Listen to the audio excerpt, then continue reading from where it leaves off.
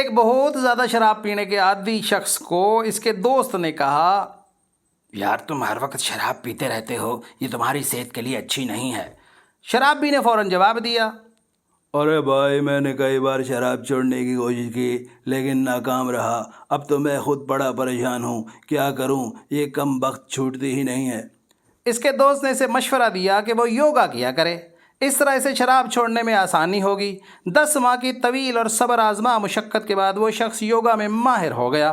ایک دن اس شخص کو بازار میں اپنے شرابی دوست کی بیوی مل گئی۔ اس شخص نے شرابی کی بیوی سے پوچھا، کیا آپ کے خاوند نے اب شراب پینا چھوڑ دی ہے؟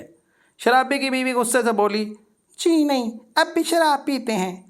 اس شخص نے حیرانی سے پوچھا، کیا انہیں یوگا کی مشقوں سے کوئی فائدہ نہیں ہوا؟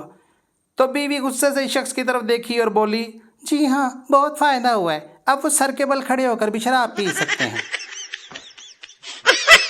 ایک شخص بڑی دیر سے ٹیکسی کے انتظار میں کھڑا تھا اور ٹیکسی کا دور دور تک کوئی نام و نشان بھی نہیں تھا۔ وہ شخص تاخیر کی وجہ سے شدید پریشانی کی حالت میں تھا کہ ایسے میں ایک تانگے والا ادھر سے گزرا اور اس نے رک کر اس شخص سے پوچھا، او صاحب کہاں جانا ہے؟ وہ شخص غصے سے چلا کر بولا، او جہنم میں جانا ہے۔ تانگے والے نے بڑی معصومیت سے سوال کیا، او صاحب جی صرف جانا ہی جانا ہے یا واپس بھی آنا ہے؟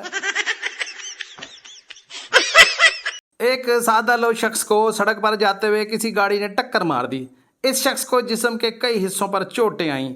اس بیچارے کو فوراً ہسپتال پہنچایا گیا۔ ایمرجنسی میں موجود ایک ڈاکٹر نے اسٹریچر پر لیٹے ہوئے اس شخص سے پوچھا، آپ کو چوٹ کہاں لگی ہے؟ مریض نے معصومیت سے جواب دیا، ڈاکٹر صاحب چوٹ ہے ملتان روڈ پر لگی ہے۔ ایک آدمی گھر کے باہر اپنے گدھے کو نہلا رہا تھا۔ یہ دیکھ کر اس کے ایک دوست کو شرارت سوجی اور اس نے قریب جا کر اس شخص سے پوچھا، میاں کیا ہو رہا ہے بھائی؟ اس شخص نے غصے سے جواب دیا، آج میرے گدھے کی شادی ہے اس لیے میں اسے نہلا رہا ہوں۔ دوست نے بڑے بے تکلف انداز میں پوچھا، میاں اس خوشی میں ہمیں کیا کھلاؤ گے؟ اس شخص نے فوراً جواب دیا، بھائی بات یہ ہے سربالے بن کے تم بھی اسٹیج پر بیٹھ جاؤ، جو دولہا کھائے گا وہ تم بھی کھا لینا۔ ایک جیلر نے قیدی سے پوچھا، او بھائی تمہارا کبھی کوئی خط نہیں آیا، نہ کوئی تم سے ملنے آیا، تمہارے رشتہ دار تمہیں خط کیوں نہیں لکھتے؟ تو قیدی نے بڑی معصومیت سے کہا، اے جیلر صاحب کیا بتاؤں، اس کی ضرورت ہی کبھی پیش نہیں آئی۔ تو جیلر پریشانی سے بولا، او وہ کیوں، سب خیریت سے تو ہے نا؟ تو قیدی نے جواب دیا، جی ہاں جی سب خیریت سے ہیں، آپ کی دعا سے ساتھ والی جیل میں موجود ہیں، خط کے لفافے جیسا منہ بنا کے روز متھے لگتے ہیں تو خط کیا لکھیں گے؟